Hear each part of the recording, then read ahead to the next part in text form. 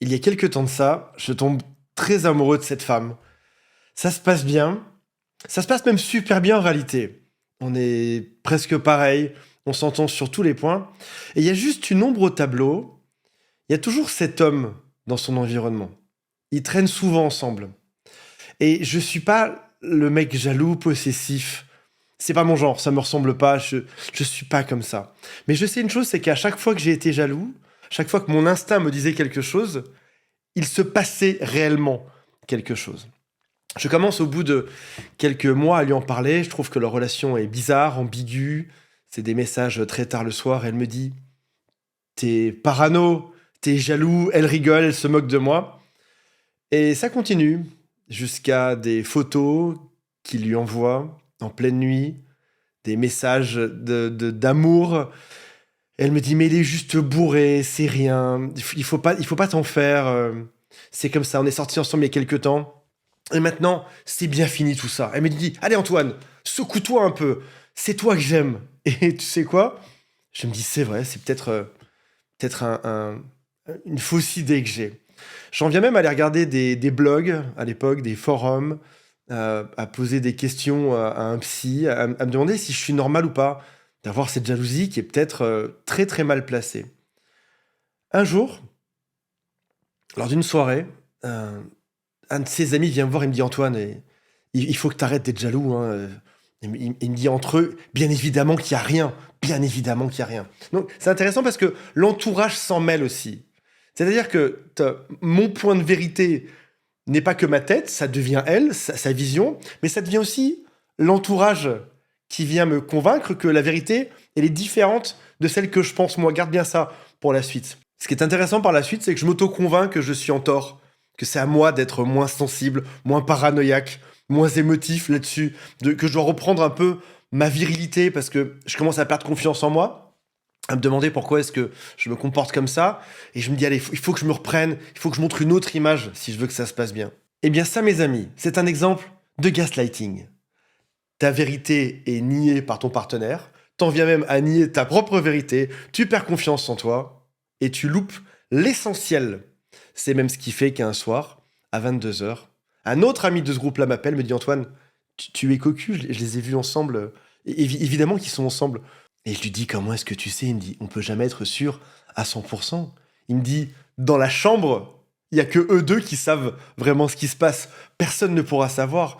Et je me raccroche à l'idée que peut-être que comme je n'étais pas dans la chambre, il y avait encore une chance que ça ne se soit pas passé.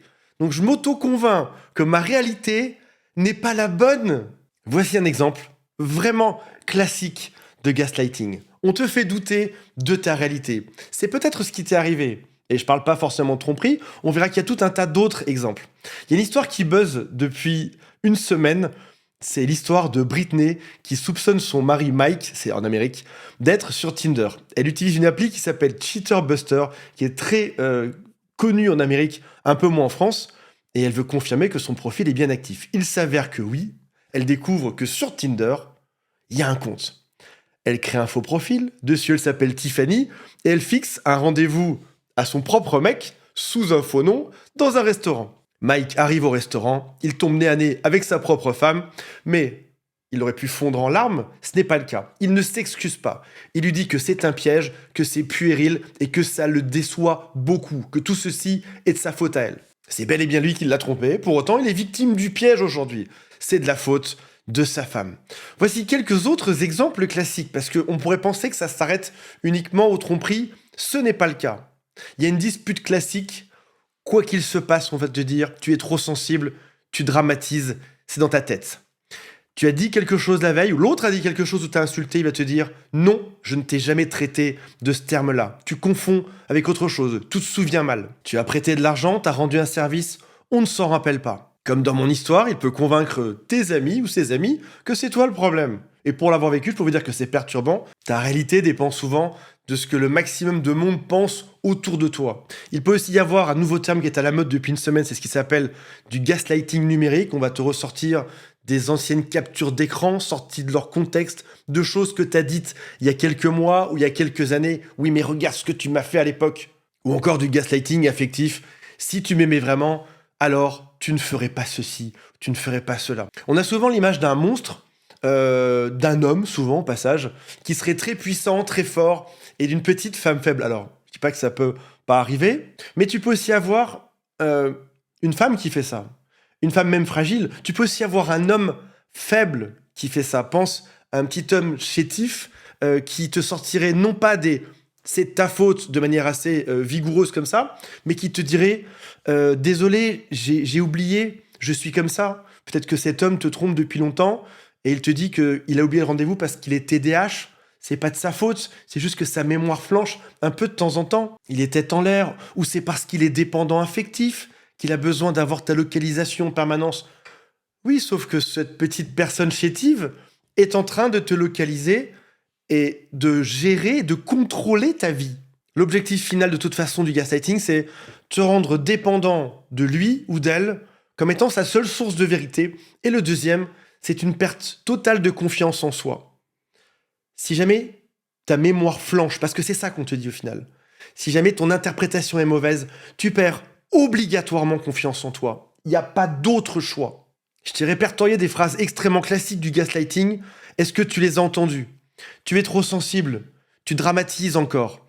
Je n'ai jamais dit ça. Tu inventes. Tu te souviens mal des choses. Tu es paranoïaque.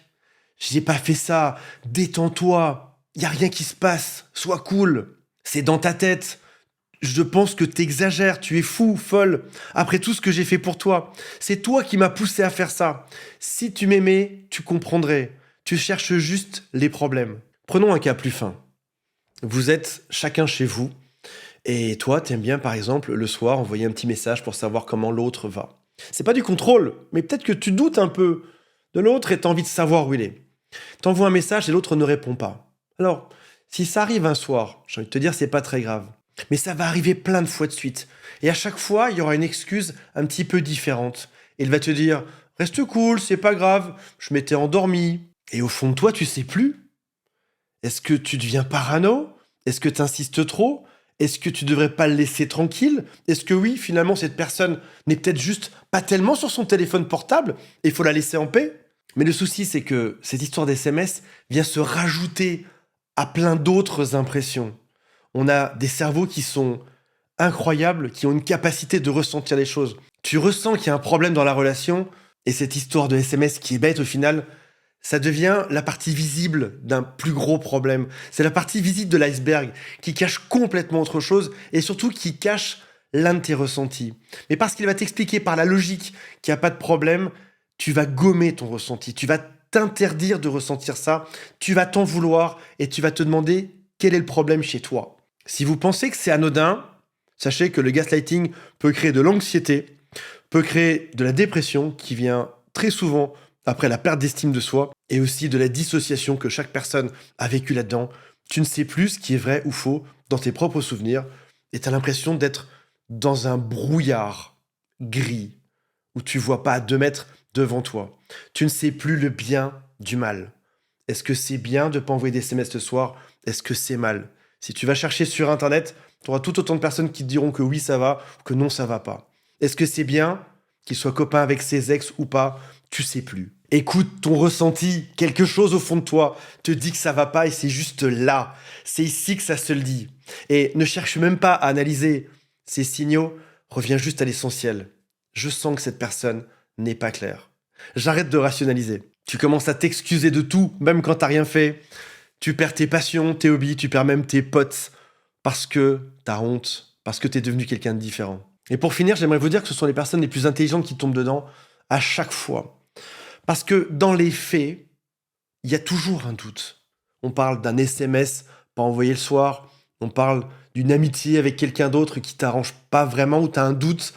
On parle de plein de situations qui pourraient être analysées d'une manière ou d'une autre. Et comme tu es intelligent, tu vas rationaliser. Tu vas chercher les arguments pour, les arguments contre. Tu vas écouter ce que te disent tous tes amis. Tu vas poser des questions à ChatGPT. Tu es en train de mettre une justification sur quelque chose qui ne devrait pas en avoir. Tu es en train de mettre de l'intelligence sur quelque chose qui nécessiterait des valeurs et un point sur la table. Je ne tolère pas ça. Point. Et je ne chercherai même pas à l'expliquer. Je ne tolère pas ça. Sauf que lorsque tu es intelligent, C'est pas noir ou blanc, c'est toute une tonne de zones de gris dans lesquelles tu peux partir pour chercher des explications et des cas particuliers. Fais cet exercice. Écoute ton ressenti au fond de toi. Écoute ce que te dit ton intuition, ton cœur, juste là. Qu'est-ce que tu penses sur cette personne? Est-ce qu'elle t'a trompé ou pas? Est-ce qu'elle te ment ou pas? Est-ce que c'est une bonne personne ou pas? Et ensuite, arrête de justifier. Voilà mes amis, j'espère que ça vous a intéressé. On se retrouve prochainement. Salut à tous, bye.